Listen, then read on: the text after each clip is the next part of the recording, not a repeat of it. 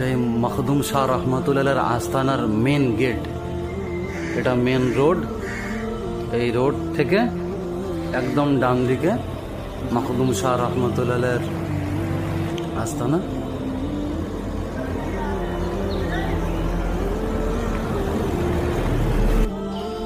এটা মখদুম শাহ রহমতুল্লাহর ইবাদত গাহ হিসেবে পরিচিত। এখানে আপনারা দেখেন এই যে রাস্তাটা উঠে এসেছে এখান থেকে, এই সিঁড়ি এখান থেকে উঠতে উঠতে পুরো সেই উপরে চলে গিয়েছে মখদুম শাহ রহমতুল্লাহ। এটা বিহারে অবস্থিত।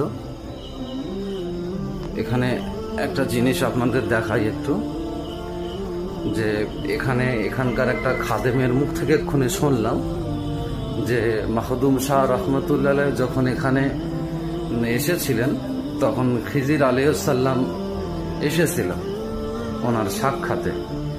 তো সেখানে খিজির আলাইহিসসালামের কদমের একটা ছাপ হিসেবে তানারা এটা একটা করে রেখে দিয়েছে। এই দেখেন, খিজির আলাইহিসসালামের কদমের ছাপ হিসাবে এটা রেখে দিয়েছে। সত্য মিথ্যা আল্লাহ জানে। এখানকার খাদেমদের কাছ থেকে এটা শোনা। মখদুম শাহ রহমতুল্লাহ।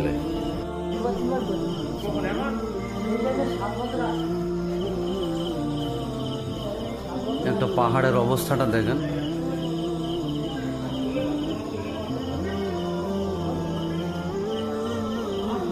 আর এটা মখদুম শাহ রহমতুল্লাহ সর্বপ্রথম যেখানে এসে অবস্থান করেছিলেন এবং ইবাদত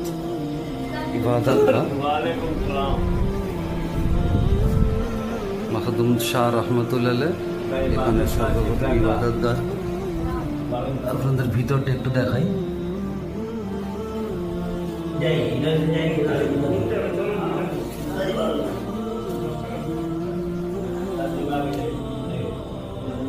এখানে ভিতরে মনে হচ্ছে আরো যাওয়ার জায়গা আছে।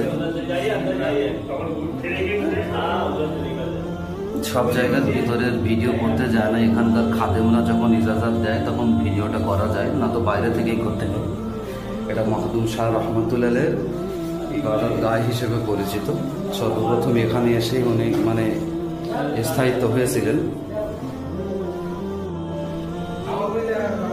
এটি একটা ভিতরের একটা রাস্তা, আপনাদের দেখানোর চেষ্টা করছি।